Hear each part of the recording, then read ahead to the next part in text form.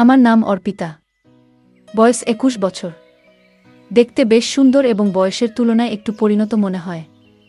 আমার মুখের গঠন আকর্ষণীয়, গায়ের রং উজ্জ্বল এবং শরীরের গঠন স্লিম নয়, বরং মাঝারি। আমরা গ্রামে থাকি, তাই অন্যান্য গ্রামের মেয়েদের মতো আমিও সাধারণত সালোয়ার কামিজ পরি। আমি শুধু দ্বাদশ শ্রেণী পর্যন্ত পড়াশোনা করেছি এবং তারপরে বাড়িতেই থাকি। বাইরে থেকে আমাকে খুবই সাধারণ এবং সরল মনে হতো। ভিতর থেকেও আমি অতটা চালাক বা চতুর ছিলাম না। তবে সত্যি বলতে সেদিনগুলোতে আমি নিজের সীমা অতিক্রম করেছিলাম।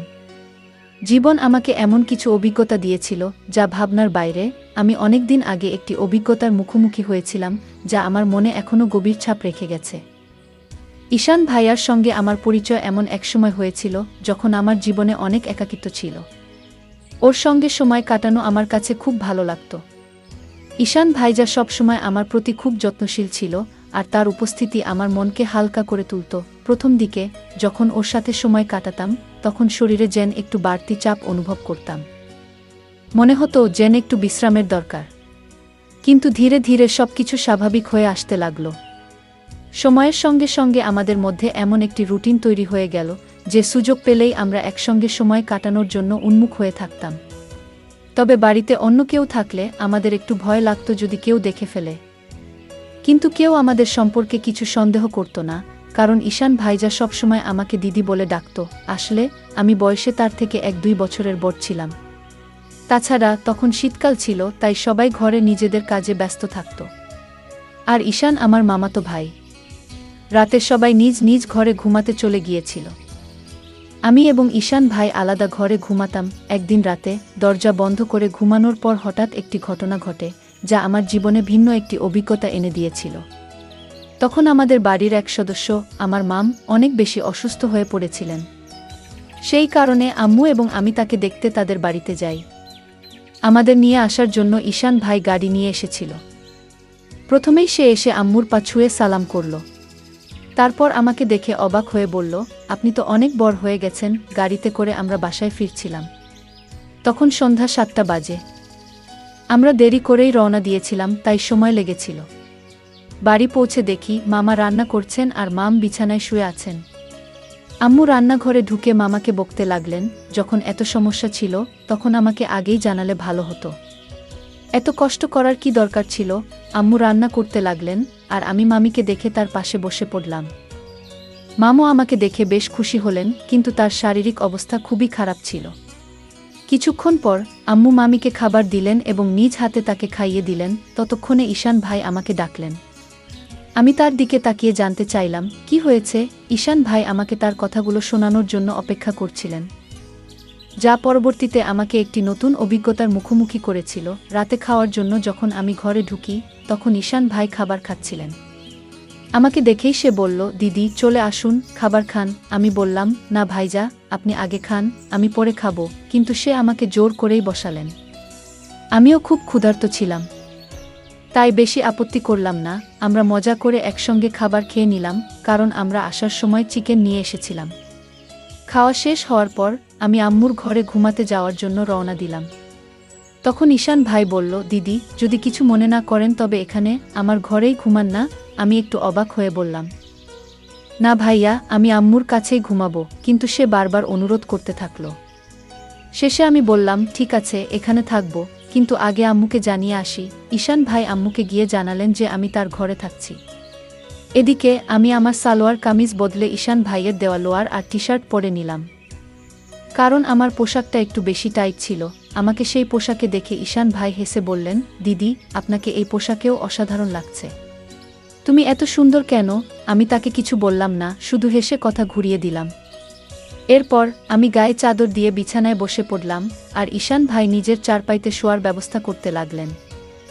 তখন আমি বললাম, ভাইজান বিছানাতেই ঘুমিয়ে পড়ুন, এখানে অনেক জায়গা রয়েছে। খাওয়া দাওয়ার পর ঈশান ভাইও চাদরের মধ্যে এসে বসে পড়লেন। ঈশান ভাই ছিলেন খুবই হাসি খুশি এবং মজার মানুষ। তিনি মজার মজার কথা বলে আমাকে অনেকক্ষণ হাসালেন। কথা বলতে বলতে কখন যে রাত 11টা বেজে গেল এবং কখন যে আমি ঘুমিয়ে পড়লাম বুঝতেই পারিনি। সকালে ঘুম ভেঙে দেখি ঈশান ভাই আমার চুল নিয়ে খেলা করছেন। আমাকে দেখে তিনি হাসি মুখে বললেন, গুড মর্নিং দিদি, ঘুম কেমন হলো? আমি হাসতে হাসতে বললাম, খুব ভালো হয়েছে ভাইজা। তারপর আমরা দুজন চাদরের মধ্যে বসে চা খেতে শুরু করলাম। সেই সময় আম্মু আমাদের জন্য গরম গরম চা নিয়ে এসেছিলেন। সকালটা খুবই ঠান্ডা ছিল, তাই চাদরের মধ্যেই চা খাওয়া হলো। ঈশান ভাই তখন বারবার আমার দিকে তাকাচ্ছিলেন। আমি হাসি মুখে জিজ্ঞেস করলাম, কি ভাইজা, এমন করে তাকিয়ে আছেন কেন? তিনি মজা করে বললেন, আপনার চোখ দুটো খুব বড় এবং সুন্দর। সত্যি বলতে দিদি, আপনার চোখের দিকে তাকালে মন ভালো হয়ে যায়। আমি মজা করে তাকে জিজ্ঞেস করলাম, সকালে আমি যখন ঘুমিয়েছিলাম তখন তুমি কি করছিলে? তিনি একটু হেসে বললেন, কিছু না দিদি, আপনার চুল ঠিক করছিলাম। ঈশান ভাই দেখতে বেশ সুদর্শন ছিলেন। তার মুখে তখনও দাড়ি গোঁফ আসেনি। তার ত্বক খুবই পরিষ্কার ছিল এবং আমার চেয়ে সামান্য কম লম্বা ছিলেন। তার এমন কিছু আচরণ মাঝে মাঝে আমাকে একটু অবাক করত। সকালটা বেশ ব্যস্ততার মধ্যে শুরু হয়েছিল। আম্মু ঘরের কাজকর্ম নিয়ে ব্যস্ত ছিলেন আর মামা কাজের জন্য তৈরি হচ্ছিলেন। আমি আম্মুর কাজে সাহায্য করতে লাগলাম। এর মধ্যেই মামা খাবারের প্যাকেট নিয়ে কাজে বেরিয়ে গেলেন। আমার সকালে স্নান করার অভ্যাস অনেক দিনের, তাই প্রতিদিনের মতো আমি স্নান করতে বাথরুমের দিকে যাচ্ছিলাম। কিন্তু আমি জানতাম না যে ঈশান ভাইও এই সময় স্নান করেন। বাথরুমের দরজা খোলার সঙ্গে সঙ্গে আমি লজ্জায় লাল হয়ে গেলাম এবং দ্রুত নিজের ঘরে ফিরে এলাম। ঈশান ভাই তখন স্নানে ব্যস্ত ছিলেন। তার মুখে সাবান ছিল এবং তিনি আমাকে দেখতেও পাননি। কিন্তু আমি এতটাই লজ্জা পেয়ে গিয়েছিলাম যে সেই দৃশ্য বারবার আমার মনে ভেসে উঠছিল। আমি ঘরে বসে নিজের মতো করে কিছু একটা ভাবছিলাম আর একা একাই হাসছিলাম। ঠিক তখনই ঈশান ভাই স্নান সেরে ঘরে এলেন। আমাকে একা একা হাসতে দেখে তিনি মজা করে বললেন, কি হলো দিদি, আজ তো বেশ খুশি লাগছে। ঈশান ভাইয়ের কথা শুনে আমি একটু চুপ হয়ে গেলাম এবং বললাম, না ভাইজান, তেমন কিছু না, আপনার কথাই ভাবছিলাম। তিনি ফোন চালাতে চালাতে পাশে বসে বললেন, আমার ব্যাপারে এমন কি ভাবছিলে যে এত হাসি পাচ্ছে? আমি একটু হেসে বললাম, না ভাইজান, থাক, এটা বলার মতো কিছু নয়। কিন্তু ঈশান ভাই তখন জিদ ধরে বসলেন, না দিদি, বলো না। না বললে আমি ভুল কিছু মনে করব। তখন আমি বললাম, প্লিজ ভাইজান, এটা নিয়ে আর কিছু ভাববেন না। এরপর আমি তাড়াতাড়ি উঠে স্নানে চলে গেলাম। স্নান শেষে আমি নিচে হাফ প্যান্ট আর টপ পরে ফিরলাম। তখনও ঈশান ভাই সেখানেই বসেছিলেন। স্নানের সময় আমি চুলও ধুয়েছিলাম, তাই ঘরে ফিরে চুল শুকোচ্ছিলাম। মজা করার জন্য আমি জেনে বুঝেই পানি একটু ঈশান ভাইয়ের দিকে ছিটাচ্ছিলাম। এটা দেখে হঠাৎ ঈশান ভাই উঠে দাঁড়ালেন এবং আমার চুল ধরে আমাকে বিছানায় বসিয়ে দিলেন। তার আচরণে আমি রাগ করে উঠে বললাম, এটা কি হচ্ছে ঈশান? রাগের বশে আমি তার হাতে একটি মৃদু আঘাত করলাম। এরপর ঈশান ভাই কোনো কথা না বলে চুপচাপ ঘর থেকে বেরিয়ে গেলেন। তার এই আচরণে আমিও কিছুটা হতবাক হয়ে গেলাম। আমার মনে খুব আফসোস হচ্ছিল যে হয়তো আমাকে এটা করা উচিত ছিল না। কিন্তু আমি জানতাম ঈশান ভাই যা করতে যাচ্ছিলেন তাতে যদি আমি তাকে থামাতে কোনো পদক্ষেপ না নিতাম, তবে হয়তো তিনি থামতেন না। এরপর আমি তাড়াতাড়ি নিজের চুল ঠিক করলাম এবং গোসল করে আম্মুর কাছে চলে গেলাম। আম্মু শুধু মামির কথা ভাবছিলেন। তিনি ওনার জন্য ওষুধ দেখিয়ে দিয়েছিলেন, গোসল করিয়ে দিয়েছিলেন এবং খাবারও প্রস্তুত করে রেখেছিলেন। তখন আম্মু বললেন, তাড়াতাড়ি ঈশানকে ডেকে আনো। সে গরম গরম খাবার খেয়ে নিক, পরে খাবার ঠান্ডা হয়ে যাবে। আমিও জানতাম যে ঈশান ভাই আমার উপর রেগে আছেন। যখন আমি তাকে ডাকতে গেলাম, দেখলাম তিনি ছাদের উপর আছেন। ঈশান ভাই ছাদের উপর বসে ফোনে কিছু দেখছিলেন। আমি পেছন থেকে ডাক দিলাম, ভাইয়া, নিচে চলে আসো। আম্মু খাবারের জন্য ডাকছেন, কিন্তু তিনি কোনো উত্তর দিলেন না। তখন আমি আরও কাছে গিয়ে তার কাছে সরি বলতে লাগলাম, ভাইজা, দয়া করে আমাকে ক্ষমা করে দাও। রাগের মাথায় এমনটা করে ফেলেছি। তবু তিনি চুপ করে থাকলেন এবং আমাকে উপেক্ষা করতে লাগলেন। আমি আরও কাছে গিয়ে তার হাত ধরে বললাম, ভাইজা, ভুলটা শুধু আমার নয়, তোমারও। তুমি আমার চুল এত জোরে টেনে ধরেছিলে, তাই আমার রাগ উঠে গিয়েছিল। এতে এত রেগে থাকার কি হলো? প্লিজ রাগ ভেঙে ফেলো। এটা শুনে ঈশান ভাই রাগ করে তার হাত সরিয়ে উঠে দাঁড়ালেন। আমার চোখে পানি এসে গেল। আমি প্রায় কান্নার স্বরে বললাম, ভাইজা, প্লিজ এতটাও রাগ করো না। যদি সেই চড়ের কথাই হয় তাহলে একটা নয়, আমাকে দুটো চড় মেরে দাও। কিন্তু এমন চুপচাপ থেকো না। আমার চোখে পানি দেখে তিনি ধীরে ধীরে বললেন, আচ্ছা ঠিক আছে, কেঁদো না। তুমি কাঁদলে মোটেও ভালো লাগবে না। কিন্তু তোমার হাত তোলাটা ঠিক হয়নি। ঠিক আছে, এবার চলো খাবার খাই। আমি আবার বললাম, তুমি আগে বলো যে তুমি আমাকে মাফ করে দিয়েছ। ভাইজা হেসে বললেন, এই যে, এবার থামো। খুব বেশি মাফ চেয়ে ফেলেছ। এটা এত বড় ব্যাপারও নয়। চলো তাড়াতাড়ি নিচে যাই। আমরা দুজন নেমে আসার পর যখন আমরা নিচে গেলাম, আম্মু এবং মাম ইতিমধ্যেই খেয়ে নিয়েছেন। আম্মু তখন রান্নাঘরে কাজ গুছিয়ে নিচ্ছিলেন। আমি আর ঈশান ভাই একসঙ্গে বসে খাবার খেয়ে নিলাম। খাওয়ার পর আমি কিছুক্ষণ মামির পাশে বসে তার সাথে কথা বলতে শুরু করলাম এবং তার শরীরের খোঁজখবর নিতে লাগলাম। এরই মধ্যে আম্মু তার কাজ শেষ করে ফিরে এলেন। আম্মু এসে বললেন, আমি আর তোমার মাম পাশের বাড়ির আন্টির সাথে দেখা করে আসি, একটু হাঁটাহাঁটিও হবে, ততক্ষণ তুমি বাসায় থাকো। ঈশানকেও বলে দিয়েছি যেন কোথাও না যায়, আমরা অল্প সময়ে ফিরে আসব। এরপর আম্মু মামিকে নিয়ে বেরিয়ে গেলেন আর আমি মামার ঘর গুছাতে শুরু করলাম। তখন ঈশান ভাইও সেখানে এসে মজা করতে লাগলেন। আমি তাকে বললাম, ভাইজা প্লিজ একটা জিনিস এনে দাও। ঈশান ভাই বললেন, বলো দিদি, কি আনবো? তোমার কি ভালো লাগে? তখন আমি বললাম, আমার জন্য একটু চকলেট এনে দাও, চকলেট আমার খুব পছন্দ। ঈশান ভাই মুচকি হেসে বললেন, ঠিক আছে, তুমি ঘর পরিষ্কার করো, আমি চকলেট নিয়ে আসি। ঈশান ভাই চকলেট আনতে বেরিয়ে গেলেন আর আমি আবার ঘর পরিষ্কার করতে শুরু করলাম। ঘর গুছানোর সময় আমি যখন মামির আলমারি খুললাম, তখন দেখলাম সেখানে মামির মেকআপের অনেক জিনিস রাখা আছে। সাজগোজ করার প্রতি আমার ভীষণ আগ্রহ থাকায় সেগুলো দেখেই আমার মন নেচে উঠল। সময় কাটানোর জন্য আমি মামির সাজগোজের জিনিসপত্র নিয়ে তৈরি হতে শুরু করলাম। একটু একটু মেকআপ করলাম, তারপর মামির ঝুমকা আর গয়না পরে নিলাম।